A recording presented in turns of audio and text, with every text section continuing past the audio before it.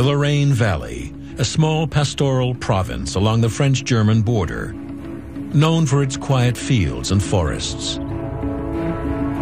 But it was here for 10 days in September of 1944 that the Battle of Allacourt took place.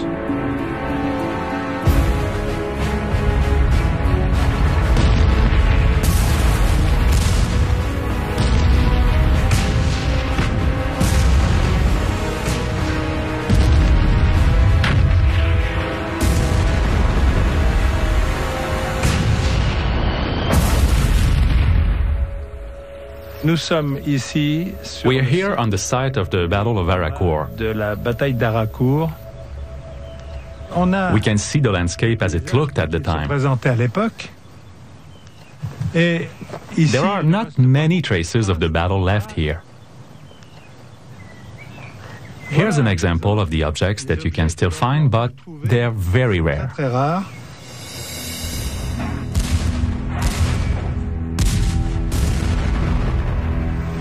Cet obus de 75 avec sa fusée. Here's a 75mm shell that we found between two tree trunks. It's been here for more than 60 years. And it's still there. No one has been able to remove it. It's one of the few traces left of the battle that once took place here.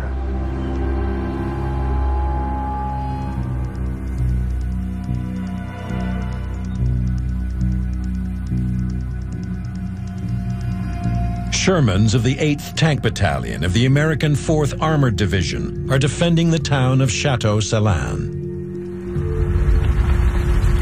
It was on the morning of the 24th of September. It was another foggy day, gray, miserable, raining, ceiling zero. I had everything that we could get our hands on. I had my medium tanks. We had a platoon of tank destroyers with us. We had all this lined up along the ridge, feeling that we were going to be attacked. And sure enough, at first light, we looked out, and there was this big patch of woods, Château-Salins, and out of the woods started coming tanks. And these were mostly Panthers, but they were interspersed were Tiger tanks.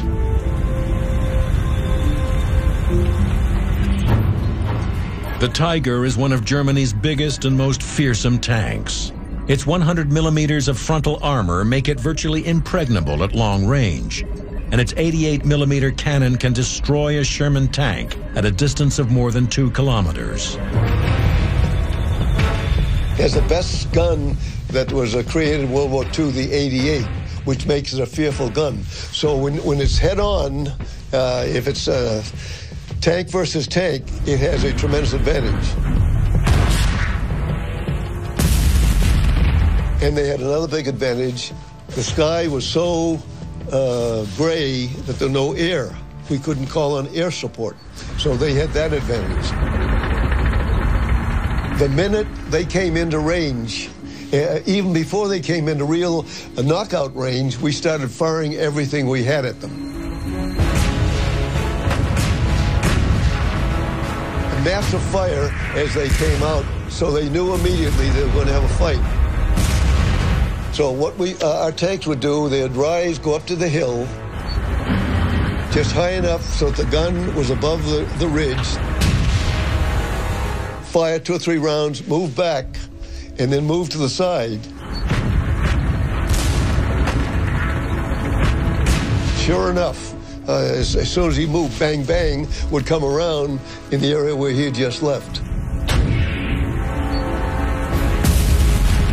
And they'd hit the top of the ridge and ricochet off. The most terrifying sound I've ever heard is an 88 hitting the ridge and ricocheting.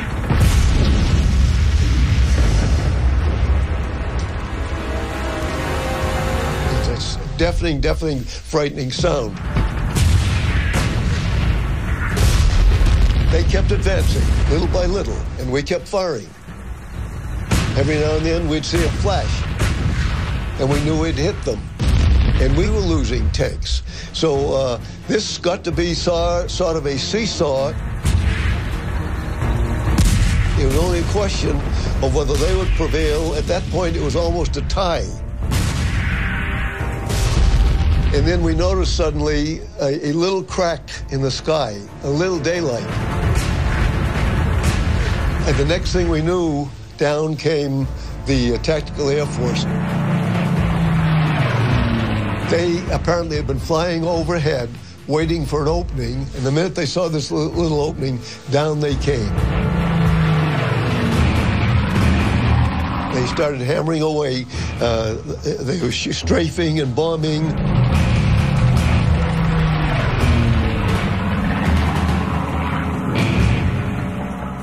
Boy, we can't give them enough credit for the way they operated in support of us. And at that point, the Germans said, no, this is too much. And the ones that were still able to function moved back.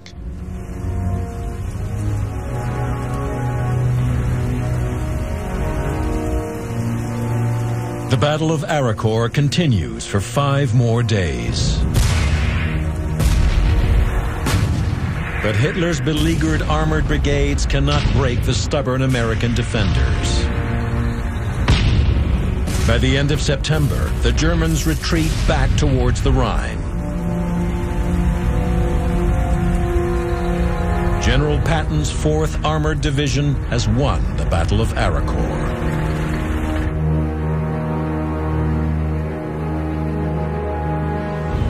Nous sommes le 29 septembre. On September 29th, the Battle of Allacourt ends with the victory of the American tanks over the last German tanks near Réchicourt-la-Petite. Côté de Réchicourt-la-Petite. 9 Panthers were left burning in a field near the woods outside of À Réchicourt. proximité d'un bois qui se trouve à la sortie de Réchicourt.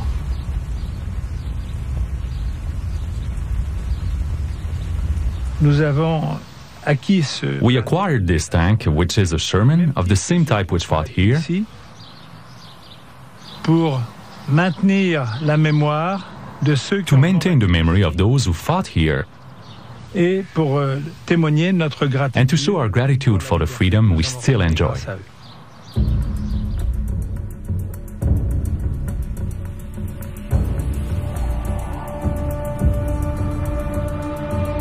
In less than 2 weeks of fighting, the Germans lose 200 tanks and assault guns, almost 75% of their original force. And thousands of men are killed, wounded, or captured. It went badly for several reasons. One of was completely inexperienced top leadership. The whole planning at the time was so makeshift. There was such poor coordination operationally on the top level. We didn't have any training. We didn't even know each other. That was one of the major disadvantages of these new Panzer brigades. The German soldier couldn't be blind to the reality of the situation that they were on the losing end. They were just losing too much ground overall on both fronts, you see, just moving back toward Germany. But the American victory in the Lorraine comes at a price. 225 men are killed and 648 wounded. 41 Sherman tanks and 7 Hellcat tank destroyers are lost. The 4th Armored Division seals its reputation as America's elite armored force, and for the rest of the war, they are known as Patton's Vanguard. It gave us notoriety in the Corps and in Third Army. It was a significant victory because we became extremely well-versed and trained in anti-tank warfare and tank versus tank warfare. We did a beautiful job of keeping the pressure on. That was the biggest tank battle of World War II. I can't think of another.